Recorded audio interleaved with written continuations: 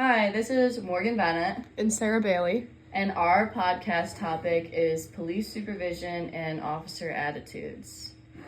Starting off, we want to highlight the Engel and Warden, published in 2003, and discuss their findings of the command model and the exchange model between supervisor and officers. When we look at the command model, it's more hierarchy and it's more command chain, meaning that the officer will get their commands from their higher up, the higher up will get their commands from their higher up, and it goes down the chain like that.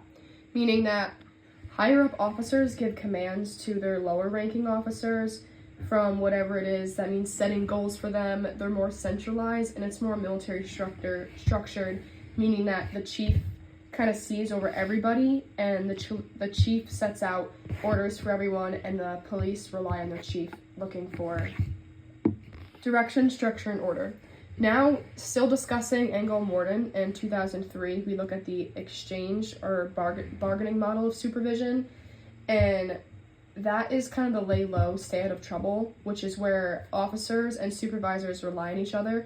Supervisors want to see their officers staying low, staying out of trouble, and then officers will rely on their supervisors, known as small favors, and this can be described as work schedules, assignments, patterns, what partners they're getting, and protection from departmental supervision.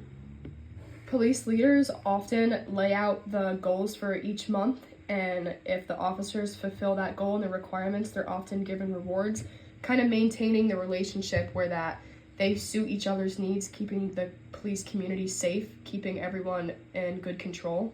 Okay, yeah, absolutely. And to also dive into the same article by Engel and Warden, published in 2003, I want to talk about how those specific supervisors, how they influence individual officers. So you talked about the two different models about how supervisory trains might work, but I want to talk about how problem-solving policing is incorporated in all of this. So again, even if you are an individual officer who thinks that problem-solving policing should be prioritized, that doesn't necessarily mean that you're going to prioritize it just because you perceive that your supervisor also isn't going to. I think it's a mixture of both supervisor and officers that best solves community policing. Is that right? In regards on the topic of problem-solving policing, I think it has to do with both the supervisor and the officer. Supervisors, they have a lot of authority, and they're often mostly respected by their lowering officers, and their voice is heard louder than all other officers. But at the end of the day, I believe that the officers still use their own discretion in a lot of what they do. They decide whether to use force. They decide whether just talking it, how they're going to problem solve. And a supervisor's words can only go so far when you're in the heat of the moment. And at the end of the day, I think it'll be the police officer, what he chooses in the heat of the moment will be what he thinks is best and not what the supervisor thinks. And I think for problem-solving policing, I think that it's easier done slower, meaning that a supervisor says, go do this today, meaning go to a school, talk to the kids, do this, do that. Yeah, so I think that the idea of problem-solving policing, it's kind of tackling the issue as a whole, meaning that what can supervisors and what can officers do to make the community better, make this problem solved. And I think that comes with long-term effects and short changes as well, meaning that an officer will set goals for the month, and then slowly those officers will fill it. Like, for example, going to do volunteer work with students, educating students, versus a cop gets called to a crime scene. They use their quickest discretion, and that may not be what the supervisor is best. I think if we're looking at a problem, just say students doing drugs, a supervisor may say one thing, and you're going to take that going in to educate a class on drugs, and you're going to be like, my supervisor would think this, and you're going to relay that to that student. Versus if you're in the heat of the moment, you're probably not going to think about what your supervisor is saying. So I think it is both, but I think the officer uses their discretion more than what their supervisor says. Yeah, I agree with what you're saying as well, too. It's more based on officers going into attacking the root of the problem. So like you said, if they're going into schools, if they're doing certain programs, volunteer work with students, like that's attacking and getting an influence on kids before they even start doing these activities. It's like reaching them before they start causing a problem. So problem solving as opposed to just responding to calls, that's definitely something that like a supervisor can set aside time for you to do. Though if they're pushing these statistics, they're pushing what they want from you, you're not going to feel like you have time to be able to spend time in the community, create relationships, and do things like that. And at the same time, the same supervisors and same officers that are taking on these young police officers, they might have more of a veteran officer perception. They might misinterpret what it means to do problem-solving policing. So it kind of goes into the warrior versus guardian model. Yes, so discussing guardian and warrior policing, that was mentioned in the Helfgott et al. 2018 article. And it's two very different models, very different styles of policing. Just touching on what both of them are briefly, guardian policing is kind of taking on that more guardianship role. Police officers are there for people, maybe just as more than officers. They offer problem solving. They don't necessarily focus on arrests as much, stopping people. They want to help the community and build that trust between community and officer, civilian and officer, and so on. And warrior policing can kind of be described as military style, you could say. Police have a way of doing things and they stick to that no matter who you are. Versus guardian policing, if you know someone has a mental illness, you're going to approach them a different way. Warrior policing is very much straight on. It's very cut and dry. Meaning that if there's a problem in warrior policing world, the only way to stop a problem is kind of with authority and that mentality. If someone's doing something wrong, they're getting cuffed, they're going to jail, they're getting detained, they're getting questioned. If someone's doing something wrong in the guardian policing world, the police officer will kind of look at the best way to solve that problem there. Maybe knowing that punishment is not the best for them, they'll take on that more guardianship role. Something, I think, guardian policing is definitely newer. Warrior policing has definitely been around a lot longer. The police being kind of militarized in that authority sense. But I think now, kind of rolling into my opinion on this, I think that guardian policing has its perks, and I think that warrior policing has some perks. Obviously, the warrior policing mentality is older than guardian policing. Back then, especially, 1800s, the 1900s, police were very strict in their authority. If you did something wrong, there wasn't really any look to problem solving. Their problem solving was, you're going to jail. Now with guardian policing, there's a lot more problem solving, and not just like with younger kids, it goes all the way up, especially with mental illness. Police have not been trained on that in the past. I think with guardian policing, police have a lot more training on mental illness, which can leave room for better problem solving between citizen and officer. An issue I do see with this is there's a very high range of ages for police officers. I mean, some officers go as young as 20. There's some officers that are still in their 50s.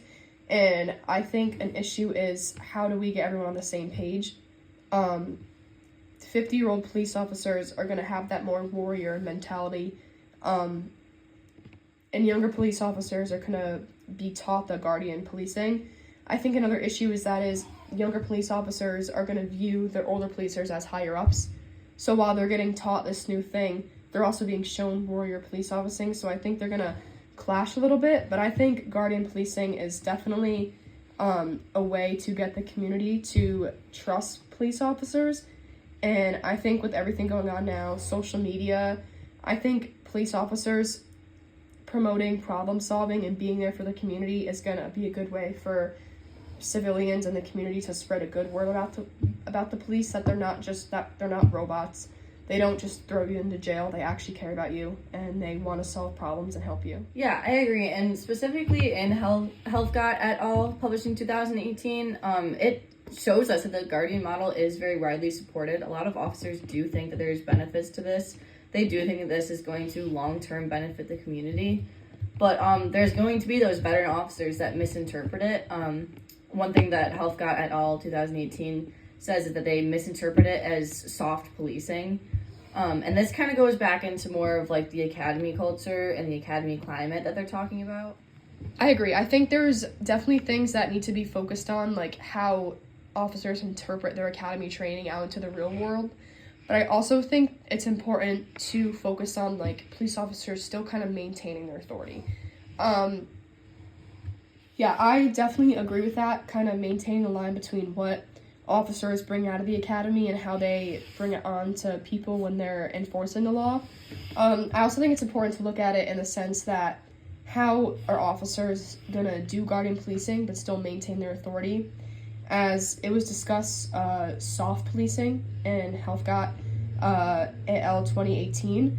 I think soft policing can kind of be interpreting as police losing their authority.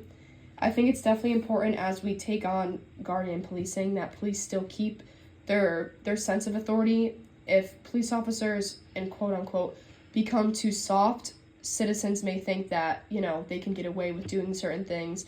They won't cooperate with the police. So I think in introducing guardian policing, that it has to be done in a way that this is the problem solving for it, going to be more understanding, going to help problem solve, going to use less force, but you still want to have your police authority, knowing that if something were to get out of control, citizens know who they can turn to have forceful action. Yeah, that's a great point, honestly. I didn't necessarily think about how it would affect how the public would view police officers if we establish more of a guardian model. I think that trust needs to be built within the community and between the police, and that's different than the police losing their authority. So yeah, just like you said, if citizens don't respect the police still, and the police don't respect citizens, no progress is going to be made here. So it's a matter of trying to find, again, a balance between these two, of mutual respect between these two groups of people, which shouldn't even be really referred to as two groups of people.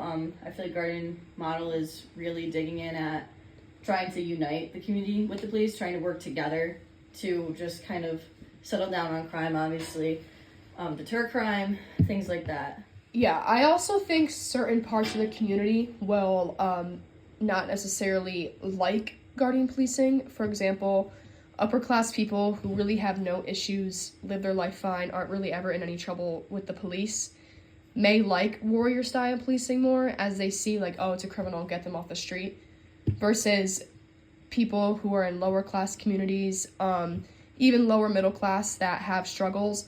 They're gonna like the guardian policing because it's giving them a chance to express themselves, giving them a chance to solve their issues, versus someone from upper class will want that person to be taken off the streets. So I think guardian policing is really good for some people.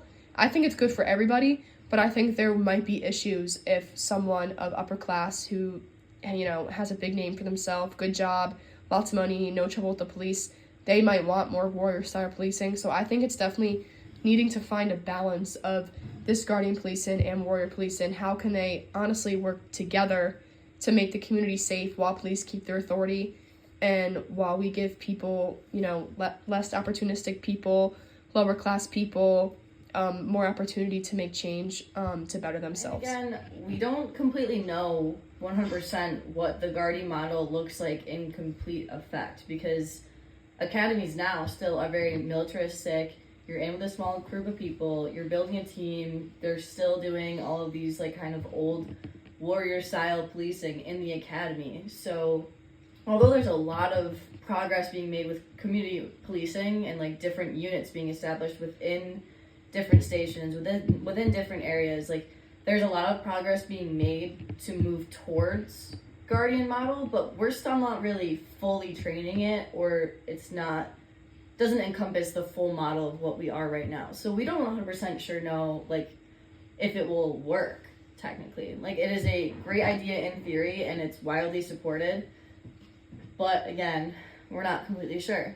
Yeah, I also think it's important on how we apply guardian policing in the U.S., especially because there's different geography all over the U.S., though it's in the same country. Some cities have high crime rates, while lower populated places in America have lower crime rates. So I think, are you going to apply the same guardian model policing to a place with high crime rates and apply it to the same place with low crime rates? So I think it's definitely a work in progress. Maybe if we had subdivisions or submodels of guardian policing, knowing that this works for a high populated city with high crime rates, and maybe this type will work with low populated cities with low crime rates. So I think it's definitely, as Morgan said, it's a work in progress. How are we going to get this all into effect, especially if the model is a good idea?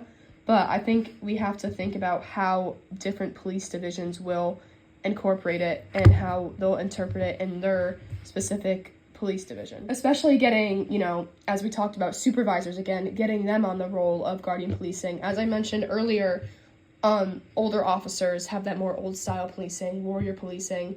So if you're a supervisor, you're most likely going to be older. So getting supervisors on with this guardian policing and making sure they enroll it and enforce it along to their police department will definitely be a good start for guardian policing. Yeah, I agree with everything you really just stated there. I think it boils down to officer attitudes.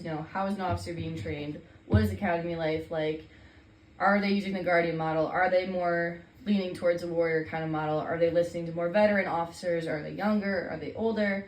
Then it kind of carries into how are they implementing that into an organization. So just because they have certain views on how they should act or how a community should interact with officers, that doesn't necessarily mean that's how they're going to act, because we just discussed how supervisors affect that, how they might have certain beliefs on things, an officer might have certain beliefs on things, and they act in a completely different way because there's no communication on what should really be prioritized. And as an organization, how that structure works with how can we give officers the opportunity to do something like this. So yeah, in all, I think that we had a really great discussion on how Engel and Warden published in 2003, Helfgott et al. Published in 2018, and the Pay Line published in 2003 was thrown in there a little bit. I think that a lot of those articles were a great baseline for our discussion, and that's going to be about it from us. So yeah, thank you. Thanks for listening.